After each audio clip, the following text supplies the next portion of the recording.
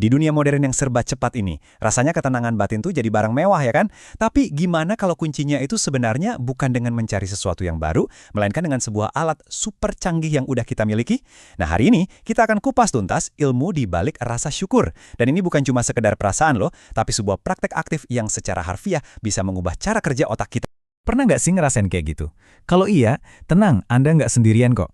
Ini tuh semacam kegelisahan yang umum banget di zaman kita. Jadi pertanyaannya adalah, kenapa ya kita bisa merasakannya, dan apa yang bisa kita lakukan buat mengatasinya langsung dari dalam diri kita? Oke, mari kita masuk ke bagian pertama, jebakan kebahagiaan. Jadi sebelum kita ngomongin solusinya, kita harus paham dulu nih, apa sih musuh tak terlihat yang terus-terusan bikin kita merasa nggak puas? Nah, disinilah kita kenalan sama yang namanya adaptasi hedonis, atau sering juga disebut treadmill kebahagiaan. Cara kerjanya gini nih, kita dapat mobil baru atau naik jabatan, pasti ada lonjakan rasa bahagia sesaat. Tapi, otak kita itu cepat banget beradaptasi. Nggak lama, tingkat kepuasan kita balik lagi ke titik awal, dan kita pun mulai mengejar hal berikutnya. Ini siklus yang nggak pernah ada habisnya. Ternyata, jebakan ini bukan cuma datang dari luar loh, ada juga semacam pengaturan bawaan di dalam otak kita sendiri. Ada alasan biologis kenapa kita itu kayak terprogram buat khawatir. Yuk kita lihat lebih dalam. Dua hal ini, ini resep yang sempurna buat rasa nggak puas.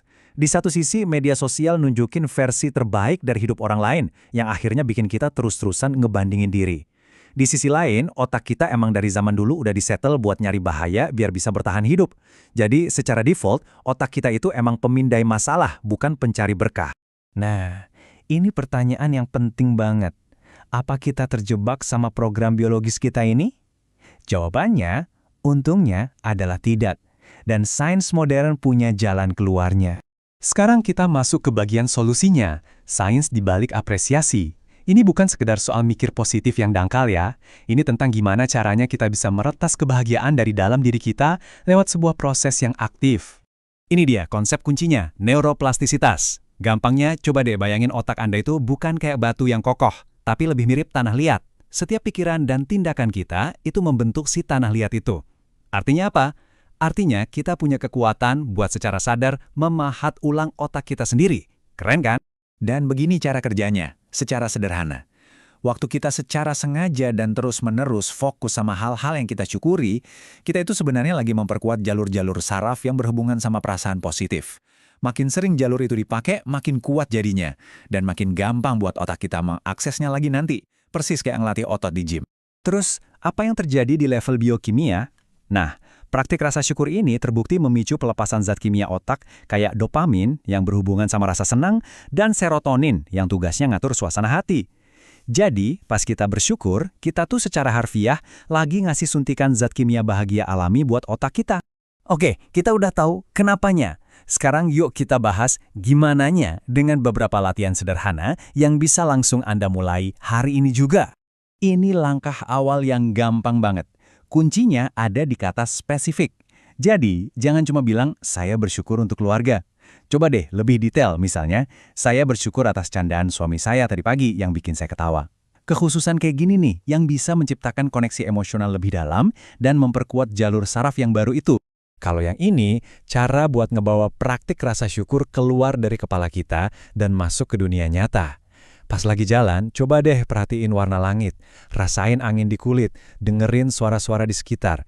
Ini tuh ngelatih otak kita buat nemuin keindahan dan hal-hal yang patut disyukuri dari hal-hal biasa yang sering banget kita anggap remeh. Nah, teknik yang satu ini sedikit lebih canggih. Namanya penilaian kembali atau reappraisal. Intinya, ini soal mengubah cerita di kepala kita tentang pengalaman negatif. Jadi, daripada mikir, kenapa sih ini terjadi sama saya? Kita coba tanya, apa ya yang bisa saya pelajari dari sini? Atau ada nggak sih hal positif sekecil apapun yang muncul dari situasi ini? Cara ini secara aktif memanfaatkan neuroplastisitas buat mengubah hubungan kita dengan kesulitan. Jadi apa sih hasil akhirnya kalau kita lakuin ini secara konsisten? Ini bukan cuma soal ngerasa lebih baik sesaat loh, ini tentang membangun sebuah fondasi mental yang sama sekali baru. Kutipan ini benar-benar merangkum perubahan mendasar yang terjadi. Rasa syukur itu pelan-pelan ngelepasin kita dari treadmill kebahagiaan tadi. Kita berhenti terus-terusan nyari kebahagiaan di luar diri dan mulai nemuinya dalam apa yang udah ada di sini saat ini juga. Penting banget buat diingat, rasa syukur itu nggak bikin masalah kita hilang, tapi rasa syukur membangun ketahanan mental kita. Dia itu bertindak kayak bantalan emosional yang bikin kita bisa bangkit lebih cepat dari stres tanpa kehilangan rasa damai di dalam diri. Dan ini poin yang krusial. Ini tuh kayak pergi ke gym. Nggak bisa kan kita olahraga sekali terus berharap hasilnya permanen? Kesejahteraan yang berkelanjutan itu datang dari menjadikannya sebuah latihan yang terus-menerus memperkuat perubahan positif di otak kita setiap hari. Jadi, saya mau ninggalin Anda dengan satu pertanyaan. Bukan buat besok ya, tapi buat sekarang juga. Coba berhenti sejenak dan pikirkan, satu aja berkat tersembunyi. Apa yang bisa Anda temukan hari ini? Itulah langkah pertama dalam perjalanan Anda mengubah otak demi ketenangan batin.